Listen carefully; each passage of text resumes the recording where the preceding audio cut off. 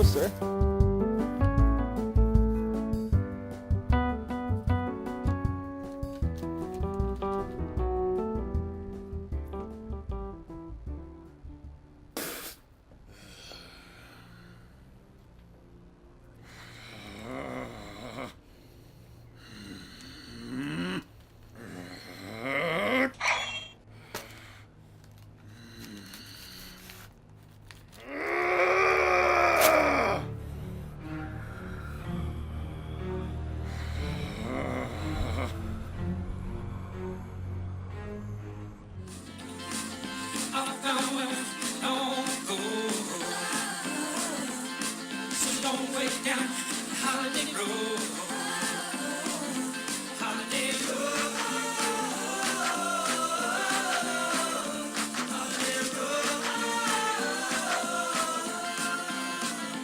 I would find a way. Logan, you still have time.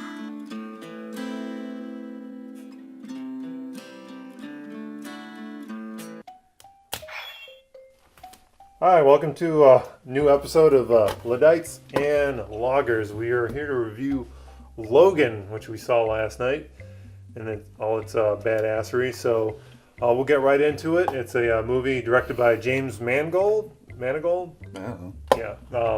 Who he also directed the Wolverine, the last Wolverine movie, and it stars, of course, Hugh Jackman. It's got Patrick Stewart in this time, which is amazing. Patrick Stewart rules on so many levels. And newcomer Daphne, new girl, her name is Daphne, but she plays this girl that Logan and Patrick Stewart Professor X, have to go on a road trip to Mutant Wally World, also known as Eden, to go for a vacation. So we'll start off with you, Steve. What did you think of Logan? I thought it was pretty good. It was overall like the most real thing I've seen them do before. What were some of your favorite parts? Seeing him stab people through the head with his claws. I thought that was pretty cool. Yeah, and that was in I've the been waiting for that for a long time. Holy shit! Yeah, that's like a fan's dream come true. So chopping off limbs and Jesus Christ. Yeah. So Tom, did that please you that we finally have a hard R serious Wolverine movie? 100%. Yeah. You know, when the first Wolverine Origins movie came out, there was a game that came along with it, but the thing that was like a huge turn on for fans was that it was very gory. Like, you could dismember people and impale them on objects, and it was sort of the Wolverine that everybody read in the comics that we wanted to see in movies, but now it's a video game and it's still great. I just revisited it. But the weird thing is, if you're familiar with Lobo from DC, Lobo was made as a parody to Wolverine because in the 90s Wolverine was seen as so violent that DC wanted to make sort of this counter to Wolverine, but like amp it up, and so they made Lobo. So for a character to be known for being hyper violent and very gory, and he has fucking knives for hands, you know what I'm saying? It's weird that we're just now getting a rated R movie about a guy with knives for hands, you know? I think there was more gore in Edward Scissorhands, because the first time we ever initially saw Wolverine stab somebody was in X-Men 2, and there was no blood. Right. Pretty much all his kills up until the last Wolverine, Apocalypse, where they had that like forced in cameo with Weapon X. Every single kill with Wolverine was a bloodless. Right, it's like a stabbing thing, and it would never these be... humans are made of water. It would never be that clean. It just wouldn't be that clean. And it was always in the chest, like that safe sort of area. Yeah. And you just go around like this. This is pretty much majority of the action scenes were just like this. and then they just fall over, I guess. Hugh Jackman just did a really good... He did such a phenomenal job. For a long time, I haven't really been like... He hasn't been my favorite Wolverine. Not my favorite. He's the only Wolverine. I haven't. I like Daniel Craig much better. Yeah, right. I was always kind of skeptical about him as Wolverine, mainly because I'm just kind of a stickler about height, like the whole height thing. Oh yeah, what is he supposed to be? Okay, I don't want him to be 5'2". He's listed as 5'2" in the Marvel Encyclopedia. That's midgets. I don't want him to be 5'2", but He's actually 9 foot. yeah, right. This is what he actually looks like. This is a real representation. This is when he was a teenager. He's break dancing on the floor. Hugh Jackman, I think, is like 6'2". Yeah, he's like my That's height. very tall. Yeah. Like that's very tall for Wolverine, and the reason is because I'm not a tall guy, and it's nice to have like a little man hero, you know, and it's actually bizarre because the Punisher, John Bernthal is only my height too, and it's like, oh cool, he's only really? my height, yeah. Holy crap. And it's like, Glad we got those Punishers. but again, I like the Punisher to be taller and like bigger, so I'm like real stickler about aesthetics. But Hugh Jackman was so good in Logan that I no longer cared about my predisposed opinion of, you know, how he doesn't look like Wolverine or whatever. He's so good in this movie that I just left that shit all behind. Yeah. And then, Like he does such a good job of sort of remaining vulnerable but still being like intimidating. But you know, like there's a lot going on there, and he's very tortured, and he just doesn't talk about it. Let's just take a minute to talk about how not for kids this movie is. yeah. Did you guys see any kids last night? Yeah. a couple. Did? Okay. Mommy, what's that? Just walking in there was like a 7-year-old kid. I'm like, dude, I heard this movie's not for kids. It is not for kids, and it's not even really the gore. Like I'm sure the kids see violence and stuff.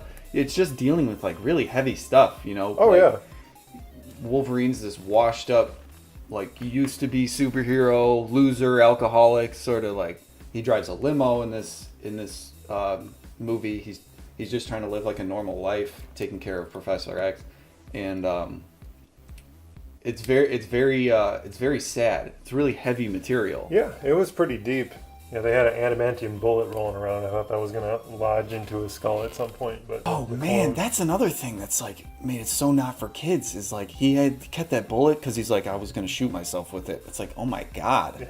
Imagine being like a 7-year-old kid, like, okay. Hey, he's talking about suicide. Like, Jesus, this movie tackles a lot of shit. yeah, it's pretty bleak. That's where this Wolverine is coming from. Everybody up until this point in his life has died. So he's old. He's kind of a loner now, and you know he's out on his own. So he has all that baggage, and he knows, you know, that's why he doesn't want anybody close. So, Professor X, he meets, played by awesome Patrick Stewart. He's pushing. There's a reason why he's pushing for Wolverine for Logan to get to know this particular mutant. So he won't tell him why until a little bit later, but which we won't ruin for you. He killed it in this one. He's great. He made the movie, I think. Yeah. I agree. It really finally like sort of showed off his true talent, his true acting chops, because he's like a Shakespearean theater actor. So it's like finally we have something where, you know, he's this vulnerable old man. Yeah, and I think we got to see a little bit more of Patrick Stewart himself in this, because like Patrick Stewart outside of his roles, he's like batshit crazy, or well, not crazy, but he's a pretty wild man. Yeah, right. Yeah, he's very good. So it's important to mention a couple things about the characters that I don't think are really spoilers. Yeah. That Professor X has seizures. Because he's done this in the past where he just freezes everybody. Yeah. But this is just a completely uncontrolled version of it where he's having a mutant seizure, and whatever you want to call it. Instead of everyone just freezing, it actually messes with them to the point where they're Can't breathe. can't breathe, like paralysis, and they're you think their heads are about to explode basically. Yeah, if this went on for another 10 minutes, everyone's head would probably explode. Something like that. Yeah. And also that Logan, in his old age, his healing factor is still there, but it's very slow. And I think that's because of adamantium poisoning. Metal that laces his bones is now poisoning him. Which, by the way, they did really good at making him look sick. Yeah. Through the movie. Like his like eyes are very yellow and It was like actual metal poisoning that was happening. He had he was very splotchy, and he had scars now, things that never healed right. So Because in the comics, prior to the Weapon X project, he was at his peak physical condition, basically. Because at this point, he's 260 years old. something like that, yeah, yeah. So I was gonna say that is that so he was born in like 37. something. It was before the Civil War. Yeah, 1837. The first X-Men takes place in the year 2000, I think. He looks fine, you know. He doesn't look that old. And then this one takes place in 2029, and he looks horrible. So I think at some point, it all sort of caught up to him pretty quick, and he started aging pretty poorly and started getting fucked up, and his healing factor stopped working that well, and 60 years of metal poisoning. yeah, that's rough. He'll walk it off. All right, so the little girl, her name was Daphne Keene, played by Daphne Keene. She's a newcomer. I think she's going to go a long way. And the bad guy is played by Boyd Holbrook, which in the trailers, when I first saw it, I thought it was a teenage heartthrob. Chad Michael Murray, who played Lucas in One Tree Hill.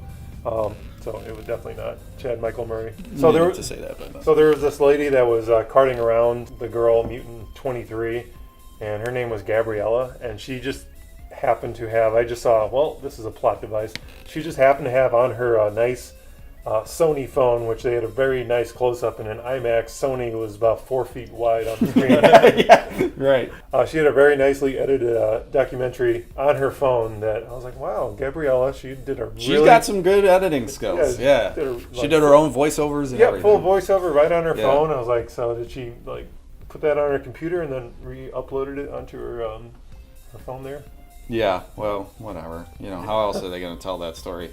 Yeah, I mean, it could have been a flashback or something, but it was Another, I think it's probably pretty important to mention that all the mutants are gone, yes. too. Yeah, there hasn't been a mutant born in 25 years. Yeah, something like that. And they don't really explain why, though. Well, there was a moment allude. they explain where they kind of try to cure it like they did with polio, where they started vaccinating people. Yeah. So, but man, Patrick Stewart in this, he's in his prime. He's so good. Like, He's phenomenal. He nails a Professor X with dementia. Yeah, right. Yeah, like batshit crazy. Sad. Professor X. Sort of, yeah. Scary. On his last leg sort of thing. Yeah. You know. So I thought it was going to be like crazy shenanigans. Like, what crazy shenanigans can Charles and Logan get up to on this road trip? It just turns into a fucking comedy. As they head to... Just a raunchy, like, teen comedy. As they head to Mutant Wally World. The Reavers are the main bad guys in this, and they are really horrible people. The main guy, Donald something or other. Pierce? Yeah. Donald Pierce? Yeah, he's a real big piece of shit. Played by, what's his name? The guy from Narcos? Narcos man. Boyd Holbrook. Boyd Holbrook. Yeah. He's great. Not Chad Michael Murray. It's not Chad Michael Murray. Teenage heartthrob. Right. Chad Michael Murray. This is just teenage heartthrob Boyd Holbrook. He's really good in this. He was also in Narcos, which he was very good in. He plays a really terrible character in this, and he does a really good job of it. Now that we kind of talked about what we kind of liked, 90% of the movie was fantastic. What were some of the things that you think it needed some help with? The grass-growing mutant, like the one that can control nature grass. one? Oh. Yeah. She's that one with herself. Yeah, I was like, I don't know if she'd be that great of a weapon, but... I don't know. She did blow that dude to pieces. Yeah, with like the oh, pine needles. Yeah. I didn't know you could do that. It was incredible. Like, I ain't fucking with trees no more. My biggest problem in general was like, why did the kids run in the first place? Like, they should have just, I don't know. Like, once they realize, oh, they want us alive, then it's like, well, we should just fight. Like, you know they're gonna kill us too. Like, we might as well stand and fight. We all have superpowers. And that one girl controlled pine needles, and that dude fucking exploded. The other girl froze that dude's arm and then exploded it. It's like, you got all these the one kid lifted a car. Yeah, like why didn't you just stand and fight then?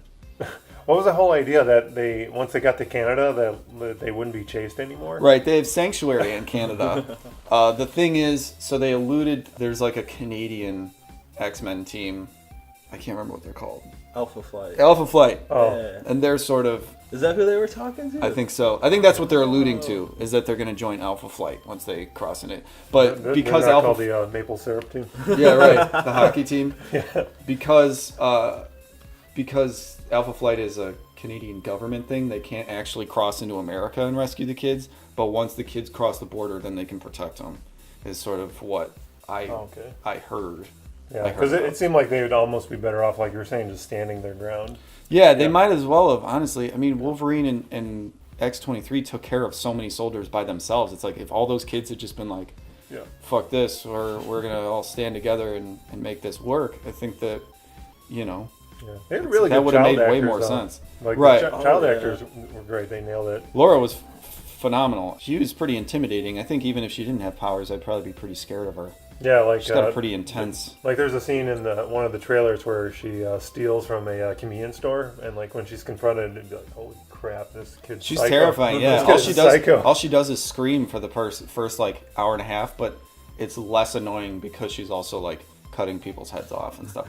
That's another thing I was thinking about. Why this movie is absolutely not for kids is because a child is one of the main proponents of the violence. Yeah, so then that'd be an example. It's sort of exactly. It's like encouraging children to be violent, and I wouldn't be surprised if some shit happens and they blame it on that movie. Oh yeah. They like it's only a matter of time, I think. Some little 6-year-old just goes around with like blades and just starts beheading people. And no, I could definitely see that happening in some like elementary school somewhere, and then Logan gets pulled from theaters. You know what? When I realized movies weren't real was when I saw Newman from Seinfeld on Seinfeld after watching Jurassic Park and being like, how is he here? He died. And then I was like, oh shit, it's not real. That was when it sort of occurred to me, and that was 6 years ago, and I'm really glad that I finally came to terms with that movies weren't real. I'm glad you're here with us. Well, yeah, when I was, you I finally figured it out when I was 20. Back off, Bob. Take that.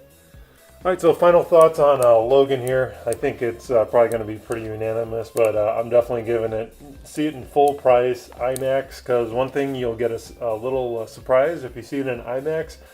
There's a little short with Deadpool. Everybody's already seen it at this point. It got leaked. If you haven't, and you didn't know like I did, it was amazing. So definitely see it in IMAX because it's a great film. Do not bring the kids. Leave them at home. Yeah, I was going to say it's probably one of the best X-Men movie. Well, the best X-Men movie they've made. I would say. Right up there with Deadpool. Absolutely best X-Men movie. It's my personal favorite comic book movie of all time. Even though it's based on Old Man Logan, which is my top 3 favorite comics of all time, and it's nothing like Old Man Logan. I still loved it. They finally put a stamp on the X-Men. I don't know where they're going to go from here, but overall the movie was phenomenal. It had terrific acting from literally everybody in the cast. There wasn't anybody that dragged it down at all. The action is phenomenal. It's incredible.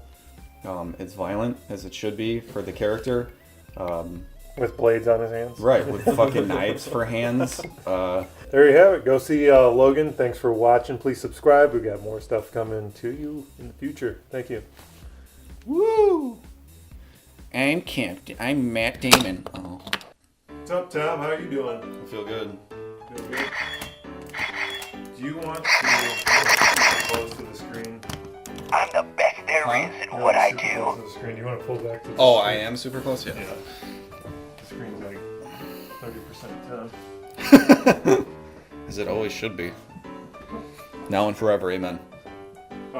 Another issue I had with the movie was that the coordinates of where to take X-23 was taken directly from X-Men comic book number 130, which is very meta to me and seemed to take me out of the movie just a little bit. But if that's your thing, that's okay. I'm not going to judge you, and I think that that's all right with me. Your opinion is still valid. Thank you.